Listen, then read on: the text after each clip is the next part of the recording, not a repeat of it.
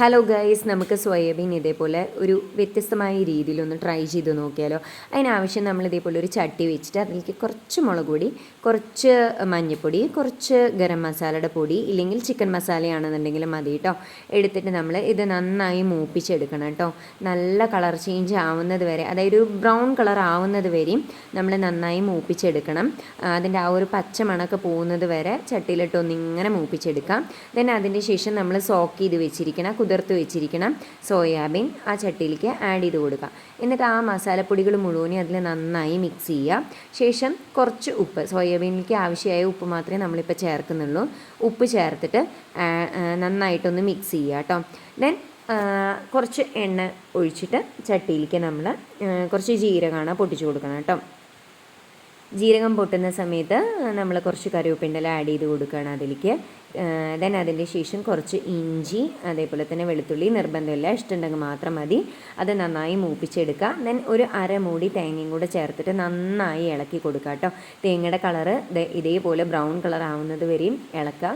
എന്നിട്ട് അതിലേക്ക് കുറച്ച് സവാളയും പച്ചമുളകും അരിഞ്ഞത് ഇട്ടിട്ട് നന്നായി വാട്ടിയെടുക്കണം.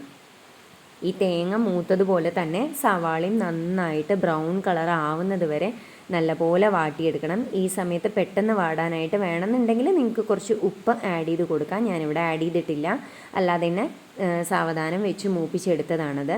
എന്നിട്ട് മൂത്തതിന് ശേഷം നമ്മൾ സോക്ക് ചെയ്ത് മസാലയൊക്കെ പിടിപ്പിച്ച് വെച്ചിരിക്കണം ആ സോയാബീനെ നമ്മൾ ഈ ചട്ടിയിലേക്ക് ഇട്ട് കൊടുക്കണം കേട്ടോ. എന്നിട്ട് ആ സവാളയുടെ മിക്സിലേക്ക് നന്നായി മിക്സ് ചെയ്യുക. ഇത് രണ്ടും പാടെ സോയാബീനും സവാളയും കൂടെ നന്നായി മിക്സ് ചെയ്യാം. മിക്സ് ചെയ്തിട്ട് ഒരു 5 to 10 മിനിറ്റ് നന്നായി അടച്ചു വയ്ക്കുക. ഇവിടെ നല്ല മഴയാണ് കേട്ടോ. കേരളത്തിൽ ഇപ്പോൾ എല്ലാവിടെയും നല്ല മഴയാണെന്ന് വിചാരിക്കണു. 10 മിനിറ്റിന് ശേഷം നമ്മൾ മൂടി തുറന്നപ്പോൾ ഈ പരുവത്തിലായിട്ടുണ്ട് കേട്ടോ. അതിലേക്ക് ഒന്നും നോക്കാതെ നമ്മൾ പിന്നെ തക്കാളി അങ്ങോട്ട് ഇട്ട് കൊടുക്കുകയാണ് കേട്ടോ. തക്കാളിയുടെ വെള്ളമൊക്കെ അതിലേക്ക് പിടിക്കും. ഈ സമയത്ത് ഉപ്പ് നോക്കിയിട്ട് നിങ്ങൾക്ക് ഉപ്പ് വേണമെന്നുണ്ടെങ്കിൽ ഈ സമയത്ത് കുറച്ചും കൂടെ ആഡ് ചെയ്ത് കൊടുക്കാം. ഞാനിപ്പോൾ ഇവിടെ കുറച്ചും കൂടെ ഉപ്പ് ആഡ് ചെയ്ത് കൊടുത്തു. വീണ്ടും ഒരു 5 to 10 മിനിറ്റ് ഞാനത് അടച്ചു വെച്ചു. അതിൻ്റെ ശേഷം തുറക്കുമ്പോൾ ദാണ്ടോ ഇതേപോലെ ആ തക്കാളിയുടെ വെള്ളമൊക്കെ അതിലേക്ക് ഇറങ്ങി നല്ല ഗ്രേവി, അത്യാവശ്യം ഗ്രേവിയുള്ളൊരു ടൈപ്പായിട്ട് കിട്ടും കേട്ടോ.